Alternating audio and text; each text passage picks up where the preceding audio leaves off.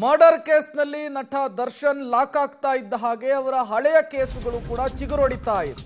ಮಂಡ್ಯದಲ್ಲೂ ದರ್ಶನ್ ಪಠಾಲಂನಿಂದ ಹಲ್ಲೆ ಪ್ರಕರಣ, ಕರ್ತವ್ಯಕ್ಕೆ ಅಡ್ಡಿಪಡಿಸಿದ್ರು ನಟನ ಹಿಂಬಾಲಕರೇ ಮುಖ್ಯವಾದ್ರ ಅನ್ನುವಂತಹ ಪ್ರಶ್ನೆ. ಪದೇ ಪದೇ ದೂರು ಕೊಟ್ಟರು, ಎಫ್ಐಆರ್ ಅನ್ನು ದಾಖಲಿಸಿಲ್ಲ ಕೆಸ್ತೂರು ಪೊಲೀಸರು. ಮದ್ದೂರು ತಾಲೂಕಿನ ಆಸ್ಪತ್ರೆಯಲ್ಲಿ ಚಿಕಿತ್ಸೆಯನ್ನ ಪಡೆದ್ರೂ ಕೂಡ ದಾಖಲಾಗದ ಎಫ್ಐಆರ್. ಆಡಳಿತ ಪಕ್ಷದ ನಾಯಕರ ಒತ್ತಡಕ್ಕೆ ಪೊಲೀಸರು ಮಣಿದ್ರ ಅನ್ನುವಂತಹ ಪ್ರಶ್ನೆ. ಇತ್ತ ನನಗೆ ವಿಚಾರ ಗೊತ್ತಿಲ್ಲ ಅಂಥೇಳಿ ಶಾಸಕ ಉದಯ್ ಅವರು ಹೇಳ್ತಾ ಇರುವಂಥದ್ದು. ಇದು ಮಂಡ್ಯದಲ್ಲಿ ನಡೆದಿರುವಂತಹ ಘಟನೆ. ಮಂಡ್ಯದಲ್ಲೂ ಕೂಡ ದರ್ಶನ್ ಪಠಾಲಂನಿಂದ ಹಲ್ಲೆ ಆಗಿತ್ತು ಅನ್ನುವಂತಹ ವಿಚಾರ ಮುನ್ನೆಲೆಗೆ ಬರ್ತಾ ಇದೆ. ಹಲ್ಲೆಗೆ ಒಳಗಾದಂತಹ ವ್ಯಕ್ತಿ ಆಸ್ಪತ್ರೆಗೆ ಹೋಗಿ ಚಿಕಿತ್ಸೆಯನ್ನ ಪಡೆದ್ರೂ ಕೂಡ, ನಿರಂತರವಾಗಿ ದೂರನ್ನ ಕೊಟ್ಟರೂ ಕೂಡ ಇಲ್ಲಿಯವರೆಗೂ ದರ್ಶನ್ ವಿರುದ್ಧ, ದರ್ಶನ್ ಪಠಾಲಂ ವಿರುದ್ಧ ದೂರು ದಾಖಲಾಗಿಲ್ಲ ಅನ್ನುವಂತಹ ಆರೋಪ ಕೇಳಿ ಬರ್ತಾ ಇದೆ.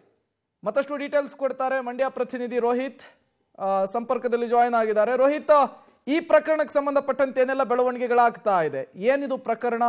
ಯಾಕಾಗಿ ಪೊಲೀಸರು ಇದರಲ್ಲಿ ನಿರ್ಲಕ್ಷ್ಯ ತೋರಿಸಿದ್ದು ಅಂತ? ಏಪ್ರಿಲ್ 22ನೇ ತಾರೀಕು ಸ್ಟಾರ್ ಚಂದ್ರು ಪರವಾಗಿ ಏನು ದರ್ಶನ್ ಮದ್ದೂರಿಗೆ ಪ್ರಚಾರಕ್ಕೆ ಬಂದಿರ್ತಾರೆ. ಈ ವೇಳೆ ಪ್ರಚಾರ ಕಾರ್ಯಕ್ರಮ ನಡೆಯುವಂತ ವೇಳೆಯಲ್ಲಿ ಪ್ರಚಾರದ ಕ್ಯಾಂಟರ್ ಹತ್ತುವ ವಿಚಾರವಾಗಿ ಏನು ಕದಲೂರು ಉದಯ್ ಶಾಸಕ ಏನಿದ್ದಾರೆ ಅವರ ಗನ್ಮ್ಯಾನ್ ನಾಗರಾಜ್ ಮೇಲೆ ದರ್ಶನ್ನ ಬೆಂಬಲಿಗರು ಹಲ್ಲೆ ಮಾಡಿರುವಂತದ್ದು. ಅಂದ್ರೆ ಫಸ್ಟ್ ಜಗಳ ಆಗುತ್ತೆ. ಜಗಳವಾದ ಬಳಿಕ ಅಂದೇ ರಾತ್ರಿ ಏನು ಕದಲೂರು ಉದಯ್ ಅವರ ಮನೆಯ ಬಳಿಯಾಗಿ ಜಗಳ ಆಗುತ್ತೆ. ಜಗಳ ಆಗೋದ ಸಂದರ್ಭದಲ್ಲಿ ನಾಗ ಮತ್ತೆ ಇತರರು ದರ್ಶನ್ ಏನು ಗನ್ಮ್ಯಾನ್ ಇರ್ತಾರೆ ಅವ್ರ ಮೇಲೆ ಹಲ್ಲೆ ಮಾಡ್ತಾರೆ. ಅದಾದ ಬಳಿಕವಾಗಿ ಗನ್ಮ್ಯಾನ್ ಆಗಿದಂತಹ ನಾಗರಾಜು ನೇರವಾಗಿ ಹೋಗಿ ಮದ್ದೂರಿನ ಸರ್ಕಾರಿ ಆಸ್ಪತ್ರೆಯಲ್ಲಿ ಏನು ಅಲ್ಲ ಆರೋಗ್ಯ ತಪಾಸಣೆಗೆ ಒಳಪಡ್ತಾರೆ. ಅದಾದ ಬಳಿಕವಾಗಿ MLC ಸಹ ಆಗುವಂಥದ್ದು. ಇದಾದ ನಂತರವಾಗಿ ನೇರವಾಗಿ ಕೆಸ್ತೂರು ಪೊಲೀಸ್ ಠಾಣೆಗೆ ಅವರು ಹೋಗಿ ದೂರನ್ನ ಕೂಡ ದಾಖಲು ಮಾಡೋ ನಿಟ್ಟಿನಲ್ಲಿ ದೂರನ್ನ ಕೊಡ್ತಾರೆ. ಆದ್ರೆ ಇದುವರೆಗೂ ಕೂಡ FIR ದಾಖಲಾಗಿಲ್ಲ.